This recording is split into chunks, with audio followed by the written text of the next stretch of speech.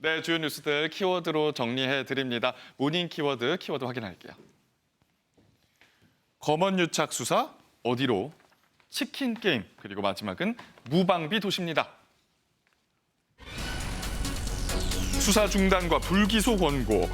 15명으로 구성된 외부위원들은 한동훈 검사장과 이동재 전 기자와의 공모 관계 성립이 어렵다고 결론 내렸습니다. 서울중앙지검의 수사 과연 어떤 속도, 어느 방향으로 향할까요?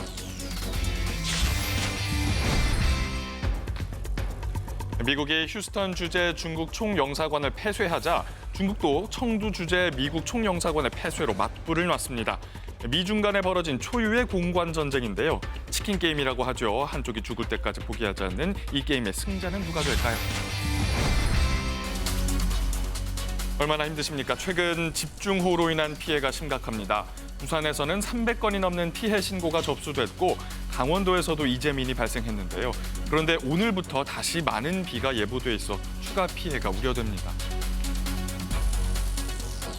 네, 세 가지 모닝 키워드 먼저 만나보셨습니다. 네. 오늘은 손정혜 변호사 그리고 정철진 경제평론가와 함께합니다. 안녕하세요. 네, 안녕하세요. 비 얘기를 좀 해야겠네요. 피해가 좀 심했습니다. 이번 주에도 비가 많이 예보가 돼 있는데 일단은 부산과 강원도 지역에 지난주에 비가 많이 왔어요. 지난주 목요일부터 폭우가 내려서 굉장히 많은 비가 내렸습니다. 인명피해뿐만 아니라 침수피해도 굉장히 많이 나온 상황이고요.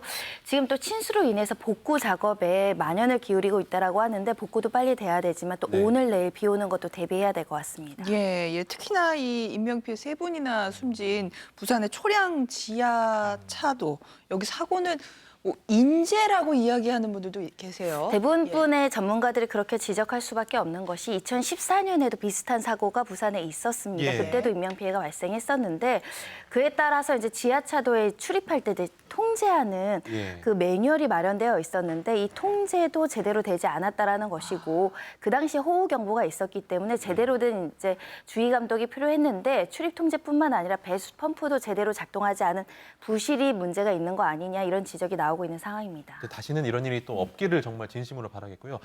정철진 평론가님, 네. 이게 자동차가 지난해에만 해도 비 때문에 한 만여 대 이상이 피해를 입었다고 하는데 이거 보험으로 이렇게 어떻게 처리가 할 수 있는 겁니까? 네, 처리가 됩니다. 우리 보험 가입할 때 예. 물어보잖아요. 뭐 예. 타인 혹은 자차 얼마까지 예. 보장하겠느냐. 비 오면 자차로 해야 되는 거예요? 그렇죠. 비 오니 그렇죠. 누가 건드린 건 아니니까. 자연재해이기 때문에 자차로 해야 되는 그렇습니다. 거예요. 자차의 최대 한도 내에서 보상을 받을 수가 있는데 네. 다만 과실 부분이 좀 헷갈립니다.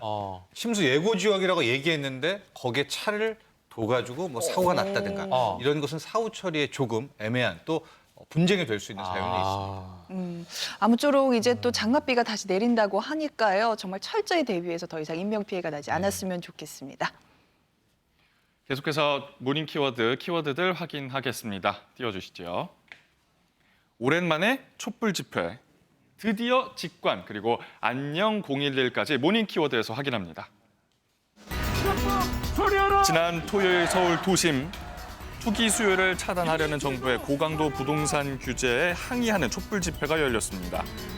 부동산 대책에 관한 심도 깊은 이야기는 잠시 후 경제 라이브에서 만나봅니다.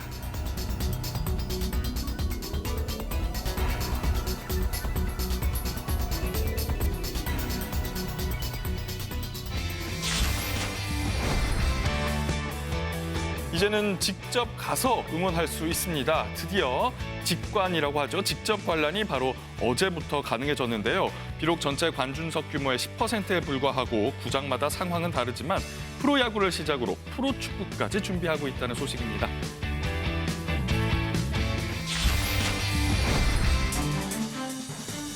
한 통신사의 투지 서비스가 오늘 영시를 기해 막을 내렸습니다. 1996년 서비스 시작 이후 25년 동안 국민들의 목소리와 사연을 전달해온 011 등이 역사 속으로 사라지게 됐습니다. 이제 011이 이제 정말 못 쓰는 번호가 된 거군요. 두 분은 011 안 쓰시죠, 지금? 010으로 바꾼 지 한참 됐고요. 가끔 이제 011 번호를 주시는 분 있으면 굉장히 신기하게 쳐다보죠. 신기하다. 평론가님도 010이죠? 그렇죠. 아마 그때 당시엔 제가 회사에서 줬던 폰을 썼던 것 같아요. 예. 그러니까 바로 010으로 거의 가장 빨리 바꾸지 않았어요. 예, 예전에 제 기억에도 011은 약간 전문직 분들 약간 맞아, 011 맞아. 쓰셨던 나 젊은 011이야. 젊은 사람들은 뭐 017 뭐 이렇게 뭐 썼던 것 같은데 강성규 아나운서 이런 거 기억나요? 011? 저는 011 하면 좀 광고가 기억이 나거든요. 막 새소리가 막 흘러나오면서 맞아, 맞아. 뭐야? 이런 소리. 들리면 이거 뭐야? 또 다른 세상을 만날 땐 잠시 꺼두셔도 좋습니다. 표정은 왜 저래? 한석규입니다. 한석규라고요? 뭐 한석규 뭘 많이 같지는 하네요, 않은데, 오늘. 뭐 준비는 많이 하신 것 같아 조금 어설프긴 했지만, 근데 이 011, 0172 서비스가 종료된다는 게 특별한 의미가 있는 건가요? 그러니까 2세대 이동통신 2G 서비스가 종료되기 때문에 불가피하게 5G로 넘어가시는 분들은 번호 자체를 바꿔야 된다라는 것인데 예. 정부에서는 이 2G가 너무 많이 노후화되고 실제 사용하시는 분이 적기 때문에 세계적으로도 뭐 지금 5G까지 나왔고요. 3G까지는 쓰시는 분들 좀 있는 것 같은데 이제는 2G 서비스는 종료하겠다라는 입장입니다. 근데 이제 전화번호라는 게 나를 상징하는 것도 되잖아요. 011 쓰시는 분들 가운데는 나 이거 평생 쓸 건데 이렇게 해도 되냐 이렇게 물어볼 분들 많으실 것 같은데. 번호 이동이 굉장히 개인한테는 좀 어려운 일이긴 한데 내년 6월까지만 쓰실 수 있다는 것이고요. 내년 6월 이후에는 더 연장하실 수가 없습니다. 아니 예 그럼 법으로 어떻게 소송을 걸거나 이런 분들 안 계십니까? 실제로 011, 017 쓰시는 분들이 우리 계속 쓰게 해달라고 이제 가처분 소송도 제기했고요. 지금 행정 소송도 진행 중인데 네. 항소심에서 모두 패소하신 게 이런 정부가 번호를 어떻게 할지 여부는 정부의 재량권이다. 그래서 앞으로는 이 6월 이후에는 쓸 수 없을 것 같습니다. 알겠습니다. 모닝 키워드는 여기까지 하겠습니다. 강성규 아나운서 이에 어울리는 음악 준비돼 있나요? 오늘의 명곡 들려드립니다. 지나간 건 지나간 대로 두자고요. 번호가 지나갔다는 우리 얘기인가요? 011의 추억은 서랍 속에 고이 넣어두겠습니다. 오늘의 명곡 걱정 말아요 그대. 노래 꺼주세요. 오늘 뭐 준비를 많이 했네요. 예. 그러니까요. 아주 좋아요. 예. 최고입니다. 자, 계속해서 이번 순서 경제 라이브 이번엔 정철진 평론가가 한번 네. 이야기를 해보겠습니다. 네, 오늘 정말 저희 방송 시작할 때부터 계속 이 얘기 계속 끊이지 부동산 않았고 뭐 얘기했어요. 여기 아니고 저기 가도 이 얘기 부동산 얘기만 한단 말이에요. 여기에 대해서 좀 제대로 이야기할 텐데 부동산 때문에 촛불 집회도 열렸어요. 그러니까 많이 모이셨더라고. 예, 현재 우리가 부동산의 문제는 집값이 올라도 너무 많이 올랐다. 네. 게다가 전월세 가격도 폭등을 하면서 여기에 대한 불만이 커지고 있는데요.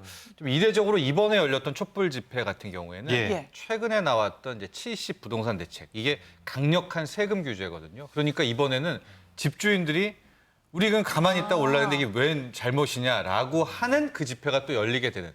그러니까 집이 값이 너무 많이 올라서 집 없는 분들도 괴로워하고 네. 또 세금이 올라서 이제 집주인들도 거리에 나오고 이런 형국이 펼쳐지고 있습니다. 그래서 오늘은 좀 부동산을 좀 깔끔하게 저희가 정리해서 전달해드리는 게 중요할 것 같아요. 예, 자 시작을 이제 어느 정도 올랐는지부터 얼마나 정확하게 얼마나 올랐을까요? 일단은 통계를 내는 곳 주체가들이 크게 이제 굵직한 두 곳이 있습니다. 한국감정원이라는 곳하고 네. 또 여러 곳이 있는데 한국감정원은 일단은 현 정부가 출범한 3년, 2017년 5월부터 2020년 5월까지 해서 약 11%가 올랐다라고 서울의 얘기를 경우, 하지만 서울 서울만 지금 따로 전체 떼놓고입니다. 주택. 네. 근데 경실련을 비롯한 또 뭐 KBC 이런 곳들에 따르면은 네. 상당히 올랐습니다. 우리가 중위값이라고 해서 네. 예. 평균이 아니라 어. 서울 아파트 줄을 쫙 세우는 거예요. 예. 거기 중간 가격이 얼마 올랐나? 아. 52%가 와, 올랐다라는 통계 결과가 6억 하던 게 나와 있습니다. 9억 이상 됐다는 얘기는. 그러니까 아니 왜 22% 이렇게 많이 올랐습니다. 올랐어요? 올랐다 해도. 크게 두 가지인 것 같아요. 네. 막대한 유동성 그리고 정책 실패 이렇게 분석할 수가 있을 텐데 막대한 유동성 하면 감이 안 오잖아요. 이자가 내려간 거죠, 뭐 유동성이면. 맞죠? 돈이 시중에 많이 풀린 네. 거죠.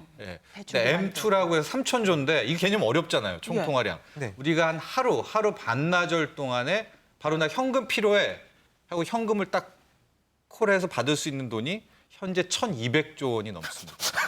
저는 못 봤죠. 우리는 없지만 지금 없지만 누가 그렇게 돈을 많이 받아가요? 24시간 내에 현금화할 수 있는 돈이 지금 1,200조 원 이상이 1,200조. 우리 시중에 돌고 있거든요. 예. 예. 그런데 이런 막대한 유동성을 좀 간과하고 이제 계속해서 과거에 좀 정책들을 펼쳐지게 되면서 돈이 빠져나갈 물꼬를 좀 터줘야 되잖아요. 아니면 네. 공급을 좀 늘리든가 예. 이런 대책이 없었던 그 두 가지가 맞물려서 집값이 뭐 급등하지 않나. 이렇게 정부가 보고 있습니다. 22번째 대책 내놨잖아요. 네. 70 가장 최근이. 네. 이거 핵심 뭡니까? 70은 세금 규제다 이렇게 볼 수가 있겠습니다. 예, 우리가 보통 집과 관련된 세금은 크게 세 가지입니다. 살 때 붙고요. 취득. 예, 하고 갖고 있을 때 붙고 보유. 팔 때 붙습니다. 양도. 예, 네. 살 때 취득세 올리고요.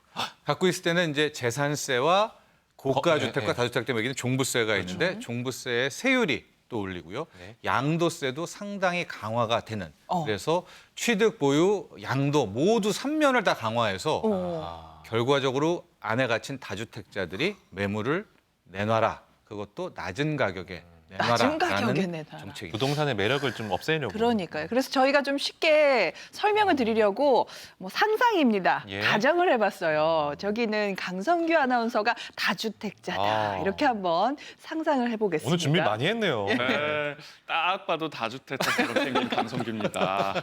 제가 만약에 다주택자라고 가정을 했을 때 네. 목동의 한 채, 야, 목동의 한 채를 가지고 있습니다. 아, 뭐 성공했어, 20억밖에 안 해요, 합쳐서. 너무 부럽네요. 20억이요?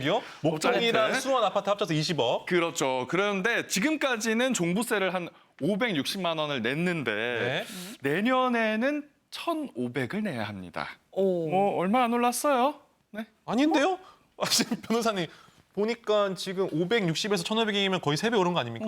굉장히 많이 오른다라고 느끼시는 분들도 있을 텐데 네. 예를 들면 30억 정도 되는 다주택자 분들 네. 같은 경우에는 올해 1,400만 원 냈다고 한다면 3,700만 원으로 이제 오른다는 것이고 예. 이제 50억이 이제 그 합산 금액이라고 한다면 4,200만 원에서 1억 가까이 오른다고 하니까 네. 소득이 있는 분들은 부담 가능하겠지만 또 소득이 적으신 분들은 부담되실 수도 있습니다. 근데 20억, 30억, 50억 이거 전 국민의 몇 %입니까? 이거 가지고 계신 분들? 그렇죠. 아마 우리가 이제 숫자로 좀 정교하게 봐야 될 것 같은데 최근에 집값이 많이 올라서 저 네. 종합부동산세 네. 고가 주택 혹은 고가 다주택자들을 저 세금을 내시는 분이 한 50만 명 정도 돼요. 전국에요. 예, 우리나라에 50만 명이 종부세 대상자고 특히 이번에 종부세율이 더 많이 오르는 것은 다주택자거든요. 50만 명 중에 다주택자는 한 22만 명에서 25만 명. 그러니까 이번에 70 세금 이제 규제를 관련해서는 한 20만 명 이상 되는 분들은 상당히 큰 아하. 세금 폭탄을 맞게 됩니다. 부동산 이야기는 사실 밤새워도 끝이 안 나는 이야기인데. 내가 내 집 갖기 전까지는 저 계속 얘기할 수 있어요. 그러니까요. 제일 중요한 무주택자들에 대해서 이야기를 해볼게요. 어떻게 해야 될까요? 어떻게 해야 돼요? 사야 돼요? 말아야 돼요? 현재로서는 아니 무주택자들이 뭐 집을 어떻게 사야 되냐 청약으로 갈 수밖에는 없죠. 매매 시장의 청약이 안 가격은 되잖아요. 너무 많이 그렇죠. 청약하면 또 2030들 특히 안 돼요. 40대 초반까지는 서울은 100% 가점제인데 뭐 됩니까? 그게 절대 안 그렇습니다. 되죠. 또 그런 불만이 많이 나오고 네. 있고 그런 것 때문에 정부가 뭐 이런저런 뭐 특별 공급도 늘리고 있고는 하고 있는 그런 대책이기는 한데 결과적으로는 아마 당국도 이제는 공급 확대 정책을 필 것 같습니다. 그래서 네. 추후 계속 나오게 될 이 공급 확대 정책의 내용을 좀 확인해 보는 것이 어떨까 또 이렇게 말씀드리고 싶습니다. 네, 오늘 경제 라이브 정철진 평론가와 함께했고요. 손정혜 변호사도 오늘 말씀 감사합니다. 고맙습니다. 고맙습니다.